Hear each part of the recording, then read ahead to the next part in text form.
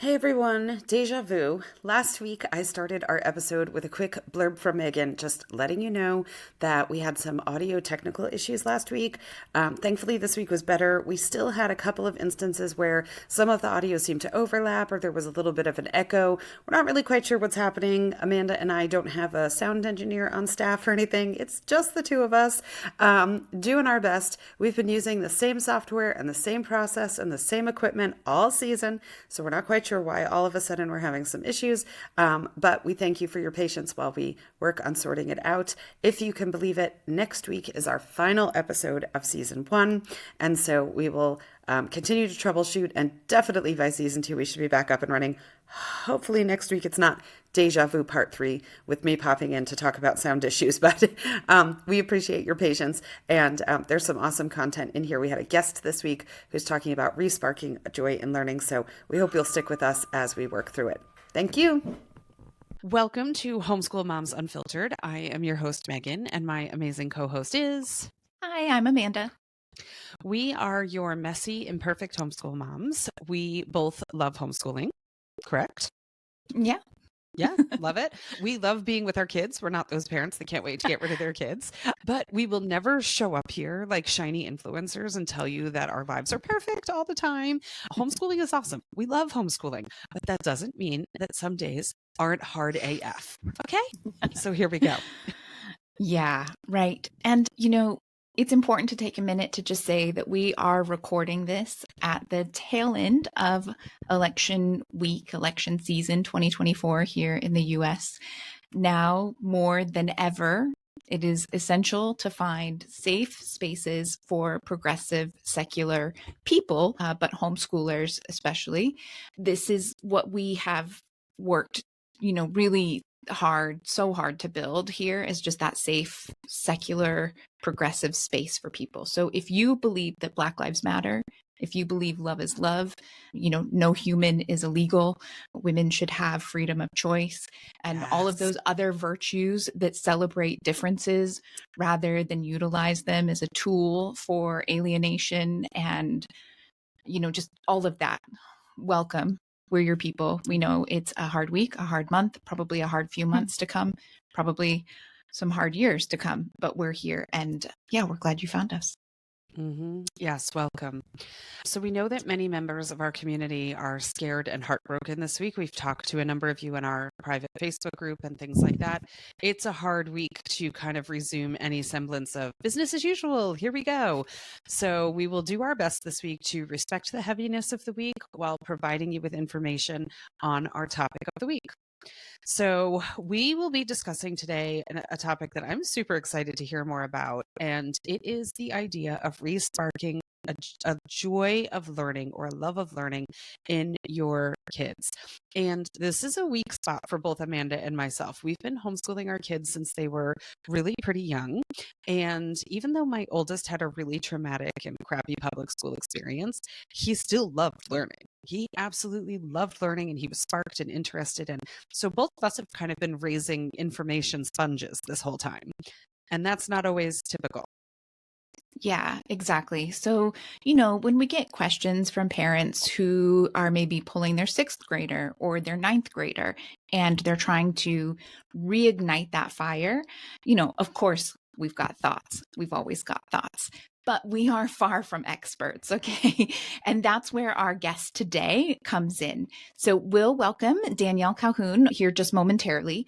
But for now, let's make sure that we kick off our customary weekly update. So how are things with you, Meagan? How is Europe treating you? Europe is good. If you're watching on video, I have nowhere to put my microphone this week because I have Airbnb furniture that I've kind of Legoed together into a desk. And so I'm just holding it for the entire episode today. Hopefully my sound will be okay. Europe is good. We have changed location from last week. We were in Gdansk and we are now in Warsaw. And we've been doing some walking tours and things like that. I think the biggest takeaway from this stop of our trip is the 156 stairs it takes to get from the curb to the door of our apartment. We arrived after dark, and we didn't travel super heavy. We have backpacks and hand luggage, but It was 75 steps to the apartment building and then another 84 to our front door. And we have my kiddo service dog with us. So like when we're done recording tonight, she's going to need to go to the bathroom, So, and we're staying in Old Town, which is, I mean, this stunning 18th century fortress, but there's not an ounce of grass in Old Town. Oh, It is no. all cobbles and brick. So we have to actually leave that area. I know, right? It was not very well planned on my part, but I still wouldn't trade it. It's stunning. So yeah, it's been good. Tomorrow we're doing a walking tour of the Warsaw Ghetto. And so I'm really, I shouldn't say excited about that, but it's going to be a highlight for me for this trip because I'm a massive history nerd. So yeah, I mean, it's been a heavy week. It's been a real shit week. And, but we're plugging along and we're doing what we do. So how about you, Amanda? Yeah. I mean, that says it all, right? It's like it's kind of a shitty week. Like I have champagne chilling in the fridge and I'm wondering if I just drink it all one night because we're not going to get to use it the way I was hoping, the way that we got to use it last election cycle. I will say I'm going to put a preface out there. I'm going to do my best to stay focused and on track. We've talked a lot on this show about the fact that I am disabled. I have a lot of health things going on. This week, one of my specialists changed some of my medication. And I had to choose between, I knew that it would give me some focus problems and things like that. And I had to choose between taking it when I knew I needed to drive my kids somewhere. Tuesdays are our big driving day. So that wasn't an option. And then I decided like, okay, well, I'll just do it on Wednesday, which just so happened to also be the day we got the election results. And so it's been a whole combination of like not feeling good, generally speaking. And I really should be hydrating better. My head is like floating off of my body because of these new meds that they're not new, but I've increased this amount and whatever. So I'm not my best self, but I'm going to try really hard to stay focused. And yeah, we'll see how it goes. Hopefully next week will be better for all of us, right?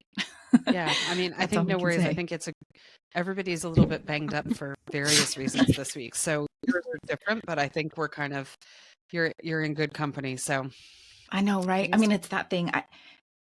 I don't think there's any point in blaming anyone or pointing fingers, right? There's like a lot of things that went wrong and there are a lot of issues and we'll probably end up talking about those maybe in our book club podcast because for me, some of that dovetails and ties together. So listen in on Thursday. I will say that me personally, I'm like, did I write enough postcards? Did I write enough letters? I didn't phone bank this year and I did phone bank during the Biden election. And so I'm like, maybe I should have made sure I phone banked, even though I only talked to two people, hours on the phone and I only got two people to pick up. Like, what if everyone did that, and the reality is you put as much in as you can when you can. And, I used as many spoons as I had and I have to try to reassure myself, right, that I did. My husband and I, between us, we did send a lot of postcards and letters and we tried. We put in a good effort. I'm not the middle class, not white lady that everyone's mad at. I promise. All right. Yeah. So all right, let's get a little, we're going to shift. We're not going to make this a whole, what the hell is wrong with the United States? And we're sorry to everyone else. Let's do this, right? So Danielle, we would love it if you would introduce yourself to us and our podcast listeners, right? Tell us a little bit about how your homeschooling journey began, the process, and just kind of how you ended up here. My name is Danielle, and I am a mother of two beautiful, teenage, neurodivergent, hippie things. And we're in Florida, always been based in Central Florida, originally in an urban area in the middle of Tampa. So it was wonderful and hard at the same time. And 2 years ago, we moved out of Tampa into kind of more of a rural space. And we have been homeschooling for about, I guess this will be our 5th or 6th year. And the shift in how we homeschooled when we were in city versus out here has been drastically different, as well as the crowd. And learning how to navigate those spaces has been interesting as well. So I have had to kind of, dare I say, deconstruct a lot of my mindsets on how I think homeschooling should go post public school chaos, and also transition to what is this going to look like for our family in this season as we kind of come closer to those last years together where, you're just trying to get your kids to be independent and feel good about where they're at and begin to consider, like, what are the things that I really want to pursue? And for us, that's been very non-conforming. So we kind of started our path one way. It's pivoted a trillion different times. And we're now interest-led based homeschoolers, or for the crowd that is more familiar, the ever so loved unschooling community. It's a very polarizing space to use that label. I don't want to say anything wrong to make anybody mad. Yes. Well, Meagan is a I know. hardcore unschooler, so you're safe in this space. I may balk a little It's and fine. I occasionally can take make it. fun, but I think one thing that you said really rings true for everyone who's homeschooling, right? And whether you're an unschooler or a hardcore academic aggressive unschooler or anywhere in between, that idea that to successfully homeschool, you have to be ready to shift as necessary. Adaptable. You have to be aware and yeah, exactly. Because if you're not going to have a good experience and you're not going to be getting the most out of Yeah. the opportunity to homeschool, right? So I guess one of the first things that I kind of want to start with, we're building a foundation here. Many parents, I know Meagan and I included, have endured the dreaded IEP meeting, right? I hear that there are unicorns out there who have great meetings and great teams. I personally haven't, I don't think That's I've nice. met any That's of nice them. for them. I love that for them. Right? Right. So, what was your IEP process like, and how did it affect your kiddos' journey in school, and just where did Yeah, that? so just for reference, my two kids are 15 and 13. So technically, if we're going off of grade levels, they're in 10th and 8th. And I had to look up at the sky because we don't really go by that at all. And they have to look at me half the time, and I'm like, oh, we're going to get there, kids. But when my kids were small, when my firstborn was small, I thought I was going to start off homeschooling and stick with it. And my vision of what homeschooling looked like was very school at home, very regimented, very bookworks and things like that. And immediately it fell apart. And I'm like, this is not the kid for this. And I'm not the mom for that, honestly, if I want to be like super real with myself. And I put him in preschool and he loved it. He was great. And then we pivoted from preschool to private school and everything was going fine there. I guess technically the way that that private school was set up, they were kind of homeschoolers under like the private school system somehow. I don't know. But everything was kind of pushed along, sort of. No real interventions or anything like that. Like there were concerns about like learning challenges and stuff like that, but they just genuinely weren't equipped with the resources and the knowledge to know what to do with kids that didn't fit the mold. And that kind of ended when my youngest started there, and my youngest really didn't fit the mold. And so we moved to this really amazing public school in central Tampa that was devoted to nature. And they had a garden that the kids could do every week. They had a garden teacher, a dedicated garden day, dedicated nature teacher. Like, so the kids were very hands on, very kinetic, very dirty. Every day they came home filthy dirty and happy. And then when my oldest was entering about halfway through their third grade year, that's when testing starts in Florida. I don't know if that's nationwide or what, but there were some big challenges that were brought to the surface. And I had already voiced prior to the testing that I had concerns for where they were at academically and the challenges that they were having. But it wasn't until they did the testing that they could actually identify it. And he had an amazing teacher at the time. She's still a great friend to this day, and I love her with my whole heart. And she was like, I think that we need to put him on a 504. And then that led to, I think we need to do an IEP. And then there were all these interventions and all these things that were happening. And my kid was loved by his peers and by his teachers, and but academically, like, he was being strung along, like, and he hated it, and his little spirit was just dying day by day. Every time he'd come home, he'd have like extra homework with the same stuff that never really fixed like his needs completely. So when COVID hit, we did online schooling through the school, and that's when I was like, oh, well, he does really good whenever I'm sitting with him. Like, if I could just be more hands-on, like, if he had that dedicated time, then we could, pivot. He does really good whenever we have online things to read with pictures, like, versus just a plain old book. Like, and we had gotten him tested, and he was triple dyslexic. So I call it trifecta. So dysgraphia, dyscalculia, and dyslexia, reading, writing, and math. And he began a year prior to COVID doing music lessons on site at the school. And he was instantly connected to the guitar and just thrived in that space. So when we decided to move to homeschooling, I thought that we were going to do like maybe some level of eclectic online, like everything's going to be on a Trello board. You guys just check the boxes, do this stuff. Like, and it worked for a little bit, but he was lying and he was like, I don't want to do this, or, you know what I mean? Things like that. And it just kind of fell apart. But what stuck was music the whole time. And we were like, okay, well, let's just keep pivoting to what our kids are leaning closer and closer to.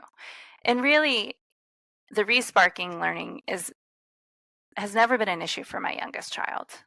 He's, like you were saying, like Liam, I think you mentioned, never had an issue with learning. My youngest has always been curious and inquisitive and like willing to explore new things. But my oldest, when he got out of public school, he just really was hard pressed to not do anything that was remotely learning. Like, so we did a lot of gaming, we did a lot of movies, we did a lot of audiobooks, and we did a lot of Legos and music. Music just kept coming back, kept coming back, kept coming back.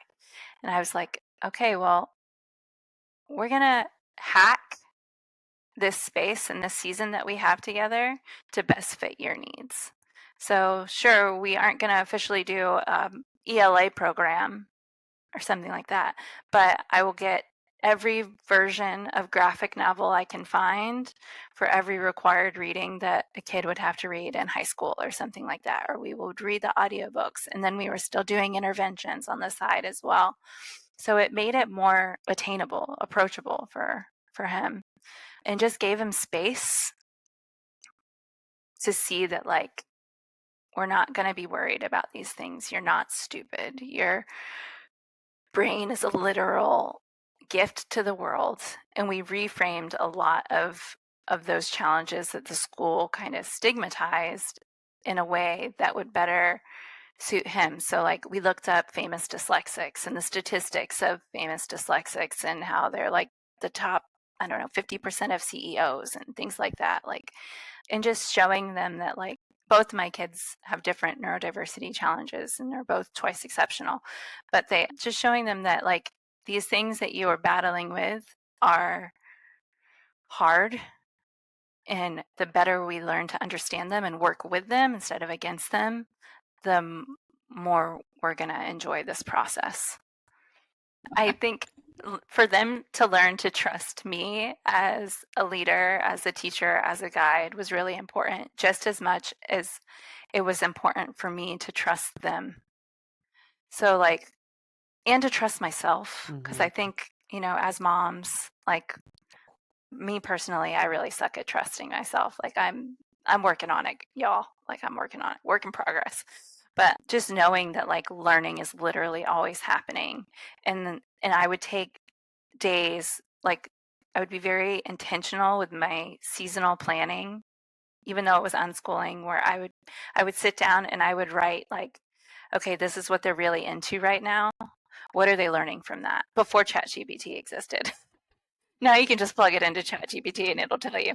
But before I would like think like, okay, if we're going to do this Minecraft mod, like what is the math that is happening? What is the reading that is happening? What is the, you know what I mean? And just kind of really remind myself more than anything else that my kid was healing, that they weren't just a zombie, and that we were going to get to a season where we could explore other things deeper.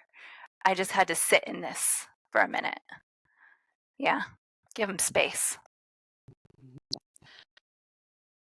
I have to say, okay, so as the super academic aggressive homeschooler, I think that a lot of parents who are coming at it and being more on my end of the spectrum struggle with this idea of deschooling, right? Because it feels like you're not doing anything. It feels like they're not learning anything because you don't have a worksheet to look at, or you're not doing any kind of testing or those kinds of things. But I think what you just said there at the end is a really great tool and resource that we sometimes forget about because we didn't grow up with it, right? No. Like we did not grow up with ChatGPT. But as a parent who is going through the deschooling process, which truly that just means that you are letting go of these ideas you grew up with of like, this is what education and learning has to look like. And as you're kind of deprogramming those ideas and getting back to this, like, learning can be fun. How are we going to make learning enjoyable for all of us? Put the things that you're doing into Chat GPT, like even the most basic, like whatever they did, or kind of, and ask it for what kind of educational things they're learning, and let it spit out a whole list. And yes, you're going to read through the list, and some of them you're going to be like, no, actually, that wasn't actually part of it. Like it has no idea what it's talking about. Like that's keep not learning. Right. Like yeah, I mean, it's not yeah, but it's a great way, an easy way to really help reassure yourself that there's stuff happening and going on, even when it's not as obvious as a completed worksheet or an online module. It's true, and it's a very good point. I think that it was easier for me to be open to this possibility because, well, for two reasons. So my partner was unschooled in like the worst case scenario situation, like out of kind of neglect, from like not neglect, just a lack of resources, lack of access, things like that. You know what I mean? And he is a commercial contractor, like, and he went to school for commercial contracting license. And even though you can't tell because we have post Hurricane Milton damage and our door frame is knocked out, but what is it? The cobbler's kids don't get any shoes. What's that phrase? Like, we'll get to it. Yeah. That's it. But like he went to this like commercial contracting school, and he got all the books, and he literally had like a middle school education technically by public school standards. And he had the intention, and he had the focus, and he had the desire to get it. And homeboy, he went through it, and he got it on the first try. And a lot of his peers have called him, and they have high school diplomas, and they've done things, and they're like, how did you do it? This is my third time trying to take this test, and I can't get through it. And my husband's just like, I don't know. Like, I just really, really went after it. I really desired to do it. And I think for me, like having his story and his experience in my heart, and also having my own experience with public school and struggling and being undiagnosed dyslexic my whole entire education and not enjoying learning until I was in college, like I had this kind of flexibility because I knew that like there wasn't this fixed mindset about what school needed to be like because I didn't have those parents and I didn't have that experience. Like it sucked. So like whatever way I can make this fresh for my kids, like, and kind of heal that part was really important. In that deschooling process, I just devoured every freaking book and podcast I could get my hands on, even though they say not to do that during deschooling. I was just like really about just absorbing as much as I could to make sure that I was making a good pivot in the right direction, and know, again, to hold it loosely. That's what I always say. It's just hold things loosely. Like, who knows what tomorrow will be like. I think one of the trends that I see so often is that when people who are in your position, Danielle, or what I understand to be your position from the very brief insight that I have into your life, I should say, when they pull their kids from school, they're looking at it and saying, my child is behind. And now you're telling me to Yeah. take more time off, right? I have time to make up. I can't sit around and bake cookies and plant a garden with this kid who is 3 grade levels behind or 2 grade levels behind, right? And we talk a lot in the homeschool groups, and, it's really hard, right? Because then all these people swoop in with comments and like, there's no such thing as behind, right? And I Right. understand the concept, right? And it's like, well, I mean, there Yeah, for technically sure. is such a thing as behind. Like to your point with your husband's experience, right? Like, that might be an experience where you say like, okay, this person should have more access to things or would benefit from something different. But generally speaking, the concept is that kids will pick up things when they're ready or when it's being taught properly or when the environment is right. And so that's kind of why people say there's no such thing as behind, Yeah. right? Like give them time, they'll learn it. But yeah, in that deschooling period, and I literally just was talking to somebody yesterday and I said they were looking for an online platform. They were going to pull their kid from school. They talked about in their question, they talked about the fact that their kid was having a really traumatic school experience. They were going to pull their kid from school. They were going to put them online. And I was like, okay. So Amanda and I had done a while ago this really intensive review of secular online platforms. And so I said, okay, fine. Here's 2 that we liked. I will answer your question. But I cannot beg you enough, please, to not pull this kid on Friday and put them online on Monday, right? Especially if they're having a traumatic school experience, because then 4 months later, 6 months later, 9 months later, those parents are the ones that end up in the groups going, I don't think homeschooling is for us. It's like pulling teeth. It's not working, right? And it's like, but we told you, right? It's kind of like telling the brand new homeschooler not to spend $1,000 on curriculum. And it's like, and then 4 months later, it's the same thing. And it's like, just listen to the veterans. We promise you, even if you perceive your child to be drastically behind, take your time off. You even if nothing else, even if you're not, like Amanda said, you're deprogramming your thoughts on school and what school quote unquote should be and all of that. If your kid has had a traumatic experience, Yeah. you're on that roller coaster too, right? The 2 of you take time to freaking decompress and regroup and to, you use the word heal before, Amanda. Yes, my child needed Yeah. extensive healing after his public school experience, and he was only 8. The longer kids are in, the longer that's going to take. So I love that you're just like, we're going to let this happen. So can I ask you, Danielle? Okay, so a lot of times people are like, well, how long is the deschooling? And then when do I transit? Right. For us, I never felt like we transitioned from deschooling to, like, there wasn't like a date on the calendar circled in red, right? Where it was like deschooling ends here. It Yeah. was kind of like they bled together, right? Where we started introducing some things and stuff like that. So having that in mind, what did your deschooling period look like as far as length of time before you started to kind of see that spark come back with your kiddo Oh after that man. period? She's like, not yet. I'm still waiting. I Any day now. I read somewhere that it said like deschooling isn't officially over until you stop thinking about deschooling. Like, and that's when you know you're kind of like in the thick of it. You can't turn back. Just kidding. You're officially too far behind. No. Just kidding. Just kidding. For us, I think it was easily a year and a half.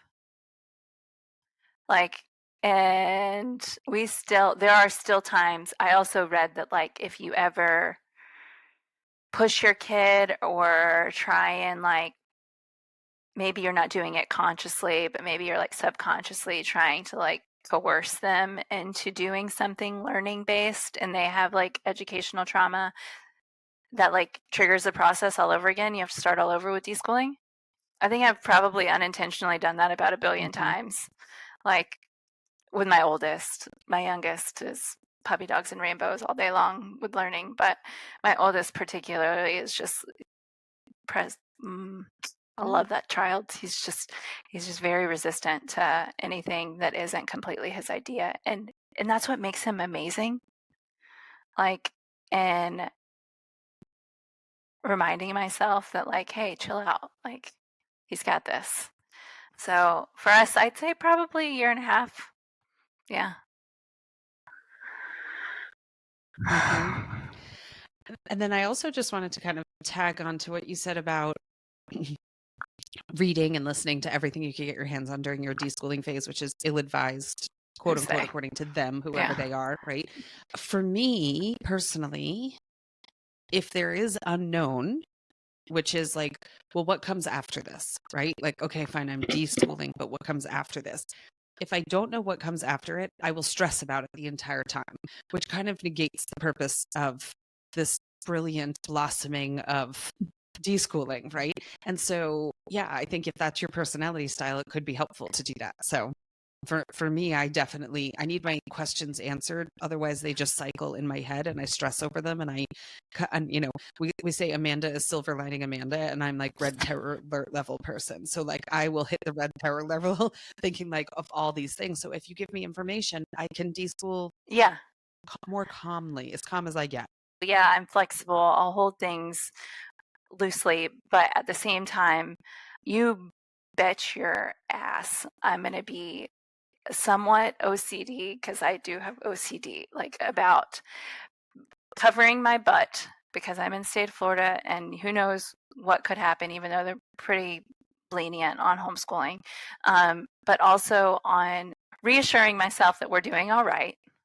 So a lot of my homeschooling friends that aren't unschoolers say that I record more than they ever have. And they go through the check boxes and everything. But I keep track of everything that we do in my notes on my phone so that at the end of the year for my evaluations, I should have no questions. If an inspector came to my door today, they'd go home with a box full of books and they'd be educated on something by my 13-year-old. Like, and for me with the deschooling process, like the next part, like I've read a lot of, I don't know if you've ever done a podcast or explored Blake Bowles. Yeah, did you say your son? Yes. Yes. We're actually doing his book right now. So That's what we're good. doing this, Yes, so that's perfect. So perfect. So I read High School Without College, and I was like, this makes sense. Like, I have this kid that doesn't want to do anything educational or formally educational in normal terms, but he is learning so much about the music industry. He plays 4 instruments. He's songwriting every day. He's playing shows on the weekends. He's learning the ins and outs of sound engineering, and just building up this educational portfolio that if he chooses to go to college, awesome. Like, we have everything that we need.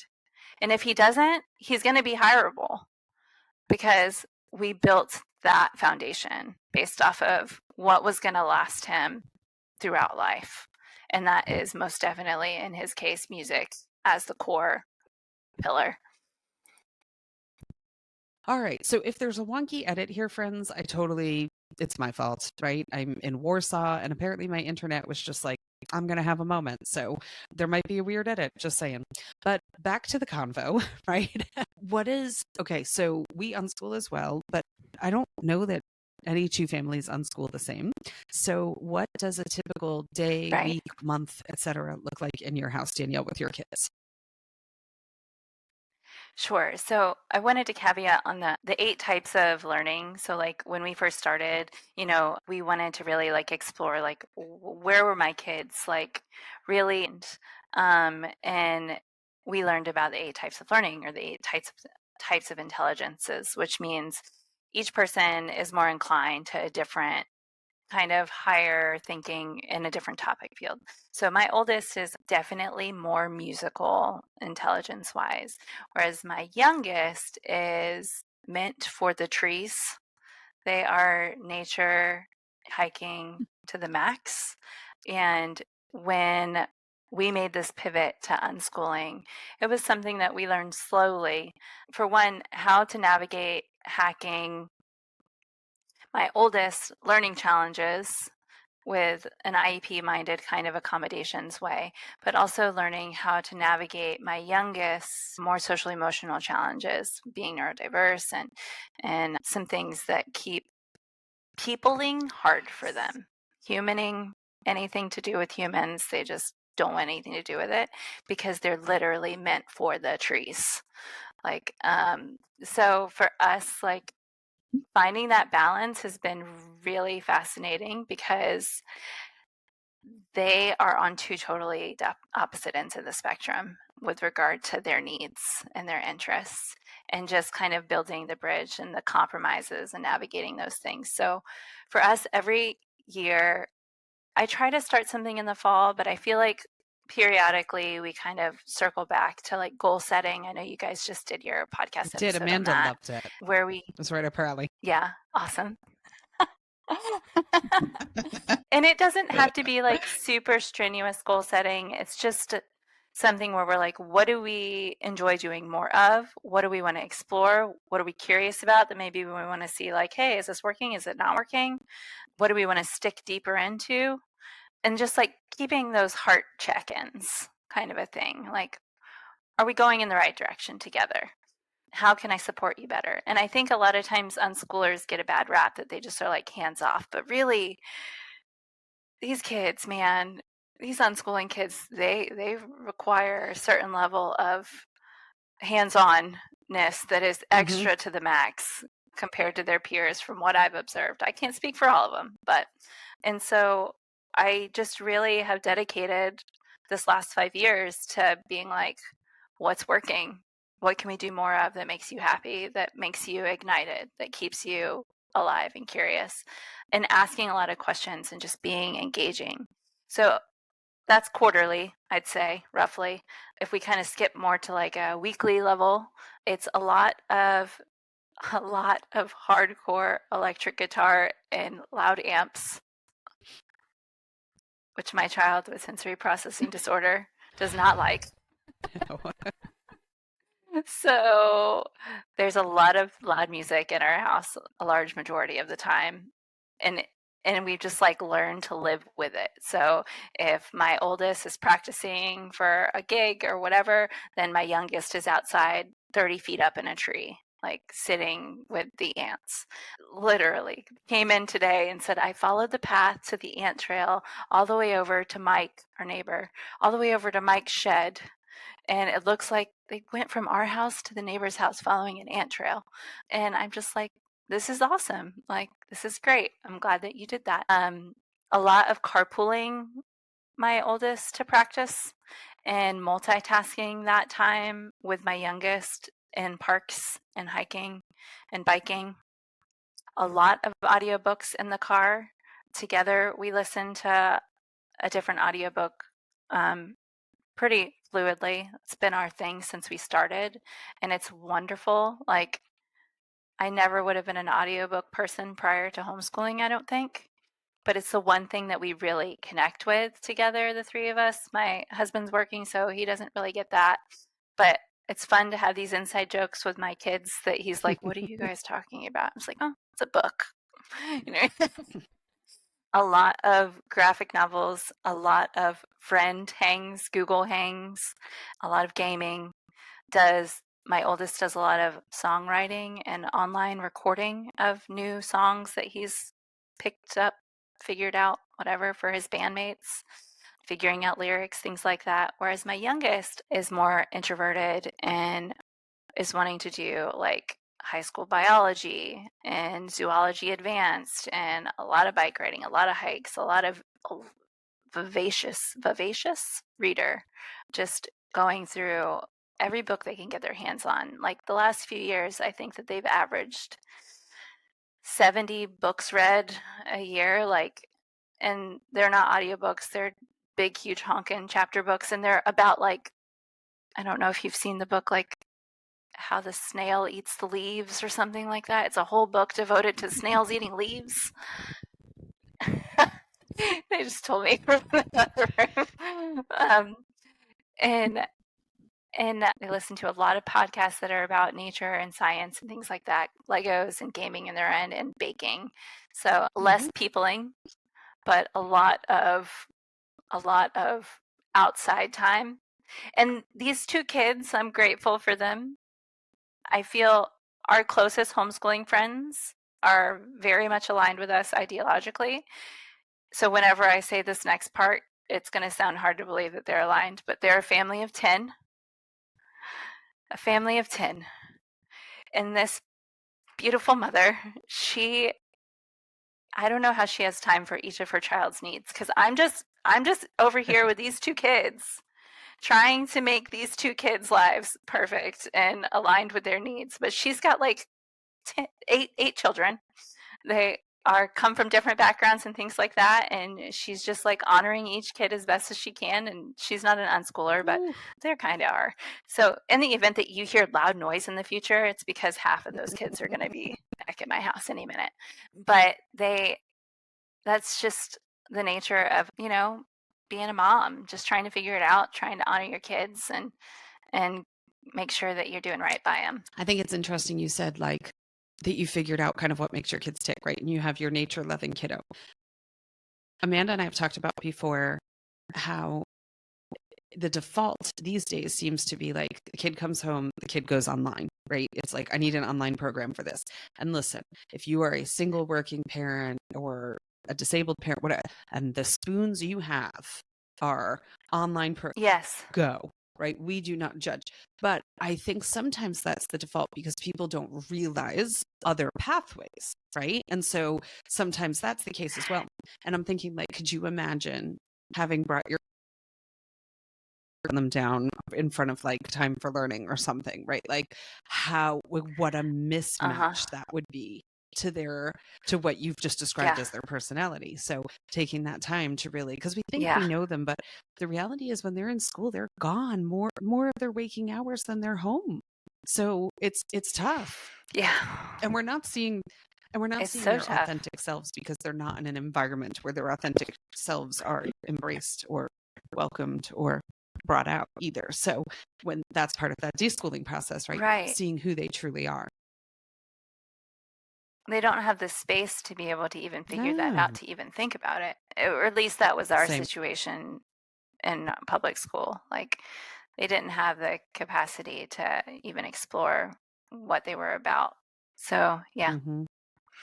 It's been an interesting go. I will say that both of them, as I'm sure you guys can relate with your children, like they pull you out of your comfort zones in different ways. So my oldest, like I'm at dive bars on the weekend and like have sticky shoes when I get home. And I'm like, oh, I smell like urine and old beer. Like it's fine if that's your jam. Like, but it's not really where I expected to be with my 15-year-olds. Like, and it's so loud and I'm just like, oh my gosh, but I'm also so proud and I'm like here for all of it. And then like my youngest like wants to go on every nature trail that I'm like, can we just stay on the pavement? Like, let's just stay on the pavement. And I can hear them huffing from around the corner because they're listening to me because they know that it's true. Like, I'm like, that's when your dad's with you, do that. Like, but today we're just sampling this park. We're not having a full meal. Especially like my kids were all born in South Florida. You can end up a full meal, especially during gator mating season. So like, those gators get pretty ballsy during mating season. Like stay on the trail during mating season, right? The literal amount of times I'm like, please stay away from the water. Please stay away from the water because we're in the middle of Florida and the gators are alive and well. I know nothing about it, but I love those social media videos where like the person is like, so does this water have gators in it? Let's see. It's wet. Exactly. Or sharks. Yeah. That's my existence. They are in there. I say Florida is like the Australia of the United States, like everything can kill you. We lived 2 miles from the Everglades when we were there, and we had a huge Burmese python problem because people started releasing them and they were an invasive species, so they had the gators and the Burmese python were kind of fighting for like top of the food chain. And I mean, there are, if your kiddo is interested, go online, not yours specifically, but just anybody who's listening. There are horrific videos online of them fighting. Yes. And you'll see like a Burmese python that is the shape of an alligator because there's an alligator inside it. And then or they get busted. Like it's just it's bananas. Yeah. I mean, the Florida wildlife is like no joke. We lived down there for a really long time. I'm like, no, don't go near the water. My child literally just said the other day, they're like, for my birthday in January, can we go to the Everglades? And I'm like, it's so fun though. Okay. You can go to Everglades National Park. It's right there. Okay. Not National Park, sorry.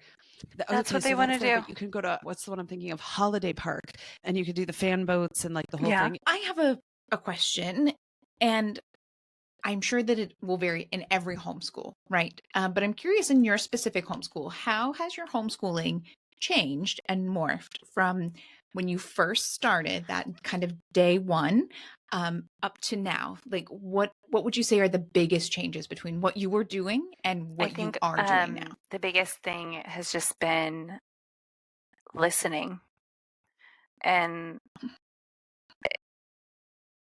coming alongside my kids as a collaborator and a supporter and a guide instead of a compliance person per se.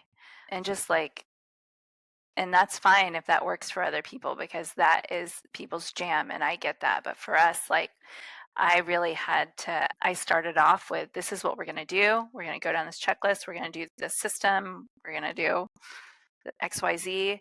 And there are still some things that I incorporate that aren't necessarily their choice. So for me, literature has been really important because I want to make sure that they have the basic stories that most every other American child has read in their wheelhouse in the back of their heads just for the sake of context culturally. And it just makes them better humans, I think, to have those stories in their hearts. Like, so maybe my kid wouldn't have chose to read what was something we read, Fahrenheit 451. But I was like, we're going to read this and I'm going to get you this book in graphic novels so it's easy to attain so you have the context. And we read The Jungle and we read, all these different things. Right now we're reading the super OG forever long version of Wicked. I don't know if you guys have read Wicked, but holy cow, that's a book. How that movie is going to be PG, I have no idea because they have censored the crap out of it because that book is not PG. So for me, just trusting the process more, letting them lead, but also checking in a lot and saying, hey, we're also going to do these other bits. And as long as we have friends along for the ride, thankfully we don't have a big group of friends, but we have this one family that's a huge group of people that is right down the road from us. And I can always say like, hey, we just last year we did a World War II history study and it was through graphic novels of different perspectives. So I did a graphic novel from a Russian perspective, a Japanese perspective, a German perspective, like, and just a little bit of a variety. And after each story, we would do food from that culture. So if I can make it about food or music or nature, then I got an in. Or friends, then I have their commitment. So yeah, just getting creative and not stressing. Easier said than done, right? Yeah, especially if you're new. Yeah. Or if you're me.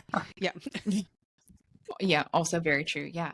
I have to say though, I think that the very first point you made is probably true for 90 to 95% of homeschooling parents, that the biggest difference between where we started and where we're at now, if we consider ourselves successful homeschoolers, is the amount of listening that we're doing. Right? I think we all, like when you first start out, no matter what, you're just not being as good of a listener as you really should be, and learning to let go of that and making it more of a collaborative process, even if you start out trying to make it a collaborative process. And part of that too is your kids growing up, right, getting older and being able to better vocalize what they want. And you can listen a lot more than having and the to more they know you're investigate quite listening, as the more they're much. willing to share. And that was hard for my oldest to So learn, true. that I was going to support them. Like, they asked for an online $300 screaming class, like how to properly scream for a band. And they had gotten the recommendation from another local punk rock band people that had taken this class online. And I'm like, okay, like, and they did it. Like, it's the first online class that they've done in 5 years. Like, I'm like, okay, well, just having them know that maybe I'm not going to say yes to everything, but like, if you really show me that you want this and that it's going to be beneficial for you, then I'm going to hear that. And you trust me, I trust you. I love Yeah. that. Okay, so sometimes we hear from parents who they pull their kids. You go, okay, I see the merits of interest-led learning or incorporating some aspects of interest-led learning, wherever they're going to land on that spectrum, right? My kids have no interest. All they want to do is play video games, or all they want to do is Snapchat or something. I don't know. I have kids with too many interests, so I'm struggling to come up with just one thing that would not qualify, right? But, what do you suggest, right? Like, how do they begin to uncover interests? How do they provide a space where those things can surface when you have a kid who has school trauma, who's zombieified, who's perhaps, we've talked about the fact like gaming can be an amazing thing in an education, and there's also a very real thing of gaming addiction, right? Like, so if you do have a kid who's gaming addicted, how do you begin to kind of tease those things out and bring them to life? What would you suggest? I think the biggest thing is to just continuously have open conversations and dialogue with them about the things that they are interested about in that moment. So, like, showing them that that's like a stepping stone of something more expansive. A good example of that is, like, I don't know if you guys have touched on the story of the kid that went to Rome on a school trip, or Greece. I'm not sure. It's one of the two. There's a game for both of them, but they got lost. And their group, they were lost in the middle of this ancient city. And this kid looked around and they said, I know how to get back. And this kid led them through this city that he had never been in his whole life, and found his teacher. And his teacher was like, how in the world did you find me? How did you know how to get to me? And he said, Assassin's Creed. Like, and when my kids were in that like very vegetative, like deschooling state, like what I did was, instead of just saying like, hey, we're going to watch all these movies, like we would dissect them and be like, what's the world building elements of this? Like, how do you think that they learned to do that? Like, at the time, I think like Eternals or something had just come out, and there was like all this behind the scenes of how they built like the spaceship and how they came up with the language and all the historical components of how they made that movie happen. And just saying like, there's more to the story than just this thing that you're pressing these buttons, or this movie that you're watching with. Like, it's so deeper. It's much deeper than just showing them the depth to the things so that they can get out of it. And I know everyone's like weird and different about like technology restrictions, and we have our own boundaries in our house with that stuff too. But what I found with gaming, what we did, just to talk to that really quickly, when our kids were small, like when they were in school, like they could only game on the weekends. And every time that they would get on the game and we had to go eat or something like that, it would result in the biggest meltdowns of my entire life. And it was just such a battle. And when we shifted, the biggest rule was that they needed to eat and that they needed to go to bed whenever I said to go to bed. And I know some unschoolers are like more autonomous with letting their kids go to bed when they want. And my kids, they don't have to be asleep. They just need to be in their rooms, and they can't have technology. So what happened from that was they learned to listen to their bodies, which I know that that's different for somebody with game addiction, stuff like that. But my kids, like, I'd be like, man, you have some gamer eye, kid. Like, how you feeling? You got a headache? Like, just making them aware that, oh, my body is not necessarily feeling the best because of this. And now they like are able to find that give. I hope that helps. I don't know if I went off No, topic. you're good. I'm I think that sorry. actually is super helpful, because some people Okay. say, and Yeah. we've only had, because my oldest is almost 17, and we've only had a gaming system for like 2 years. We were like very late to gaming, and they only have like 3 or 4 games. But I hear sometimes too where people say like they would just game 24/7 if I let them. And so I like your kind of methodology of still being child-led in a lot of ways, but then also helping them find those executive function skills and those life balance skills and bringing those together, which is pretty cool. that's definitely been a huge part of our life. Like, and my youngest too, like I said, is very heavy into nature, but will have seasons and moments where they're very into Stardew Valley, or they want to relaunch their Animal Crossing or something like that, and they might be in their room for a couple days, like, or something like that, and that's all they're doing. And my husband is probably my biggest challenger in these ways, ironically, because he'll be like, "What are our kids doing?" And I'll be like, "Give them a chance, let it cook," like, because they're gonna come back, like, and they always do. Like, they go through their season, they go through their couple days, and then they're back up in the trees or whatever the case I is. love So that. yeah. Well, thank you so much for joining us today and sharing that, because we do get asked that question, and it's a foreign concept to us in a lot of ways. And so it's helpful to know that if you have pulled a kid a little bit later, or you're really struggling to re-spark a kid who's had a really traumatic situation, there's hope, right? That was some really solid advice. So I loved all of it. That was awesome. Yeah. Yeah. Thank you. Thanks for having me. Absolutely. I like to share our story. Yeah. And yeah, again, yeah, also thank you for coming on. For anyone who's listening, don't go We anywhere. I do. know it sounds like we're wrapping up, but we actually have a student spotlight this week that we're going to get to here in just a minute. So, stick around and listen.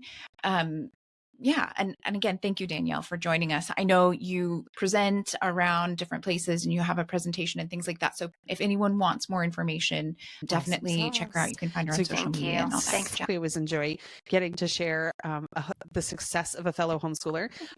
Not to outnumber Amanda this week, but there also happen to be an unschooling family. So she's You're she's surrounded. an awesome sport. So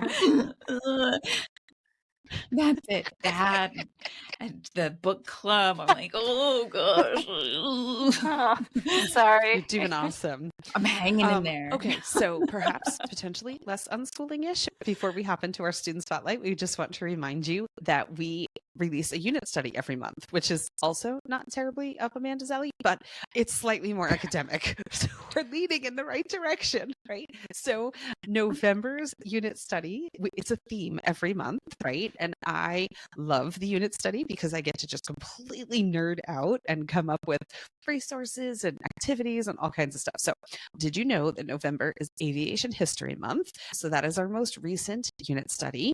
And there's so much good stuff in there. There's content related to Tuskegee Airmen, Amelia Earhart, Charles Lindbergh. Did you know that Charles Lindbergh was like a complete piece of crap and a total Nazi? Because it's in there. There was a group that will kind of remind you of a 4-letter abbreviation that exists now in America. And they literally held like Nazi rallies at Madison Square Garden in New York City and stuff. He was all in on that whole situation. So Charles Lindbergh has a pretty interesting past, right? So that's in there. The Night Witches, which were these Russian badass women, World War II wasps, more badass women. So there's so much stuff in there, right? So it's on our Patreon. Every member has access to the monthly unit study. There's a couple of them on there from beforehand too. You can historically go in and grab those ones as well. And everyone has access for as little as $7 a month.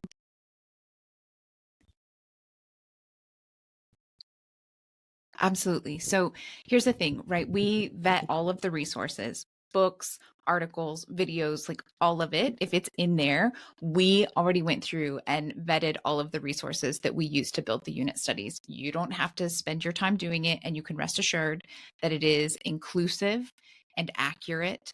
And we do our best to make sure that we're including own voices and that kind of stuff as well, right? Like we really do spend a lot of time to try to make sure that these are really quality resources.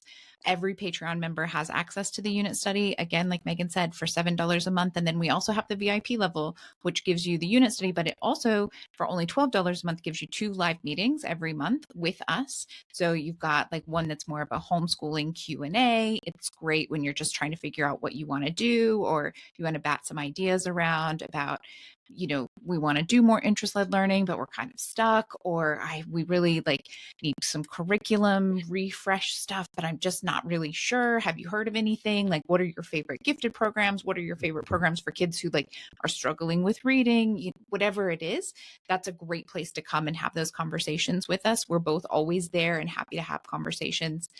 And then we also do one that's much more fun and just connecting and community, right? That's kind of like a happy hour, mom's night out type thing. So seriously, come and join us. Student Spotlight. We don't judge bragging here. So We thank you celebrate so much with to you. Mary, for submitting a student spotlight this week. We love it when we get a student spotlight. It really makes our day. I send it to Amanda right away. I'm like, we have a student spotlight. So, okay. And I mentioned Mary's family are an unschooling family. So Mary submits, one thing I've always tried to do is let the kids build and create things. They wanted to build an ice rink, and I laughed. I won't lie. I thought the idea was crazy and we were too far south. I told them it didn't get cold enough here. They turned one planter into a mini ice rink last Christmas. Then they dismantled all the planters and made a 10 by 15. Spring arrived and it melted. The research began. I cannot tell you how many hours they have researched, but it's a ton. They came up with several options for boards and liners. They had a few mechanical failures last year. The first plastic was too thin. Water expands outward when it freezes, so there were a few joint failures. Yesterday, they bought a box of reinforced plastic liner. Who knew that was a thing? Mary didn't. That's what following your kids' adventures will teach you, right? They got it for $80. It retails for $150, but they negotiated with the person and got it down to $70. They didn't. I love it, right? They didn't have change, and neither did the seller. Oops, life lesson learned. Love it. We went to Home Depot today for the wood, screws, and brackets. The first option didn't seem sturdy enough for the joints, so they went back to Home Depot for plan 2. I had to run up to Denver, and when I came back to a completed ice rink, the water had filled up in it, and it is now a rink. They're expecting several days for a complete freeze, but with cold temps this week, it may freeze just a little bit faster. So far, there have been no mechanical failures. They have a 16-foot by 32-foot ice rink in their backyard now, which is an awesome example of child-led learning or unschooling or whatever you want to call it. There was no textbook that could have taught them all of that stuff. They just kind of worked together. And she has, I forget how many kids Mary has. I want to say like 5, right? So there's cooperative teamwork in there and all kinds of stuff too. So I was like, I love that. So thank you so much, Mary, for submitting. That's so awesome. We love it. That's impressive. I have a friend who lives in New Hampshire and they always make their own in their backyard. When I was a kid, we had one year we lived in Minnesota and we made one in the backyard as well. And it's not easy to get a good one. So I'm really curious exactly, like with all of these trials that they had, like how good the final not because we don't trust it. We just want to, we're going to need to see now photos. Now we're invested, right? No. Yeah. Right. Yeah. I love it. Yep. We're invested. All right. Well, that pretty much wraps up the episode today. So our mantra for this week is, remember, igniting a love of learning takes time and patience, but you've already given your kids the gift of curiosity just by showing up. Trust the journey, embrace the messy days, and know that little sparks can lead to big fires. So awesome. Yeah. So thanks so much, Danielle. Thanks everyone who's tuning in and listening. We really appreciate you being here this week. Have an awesome day.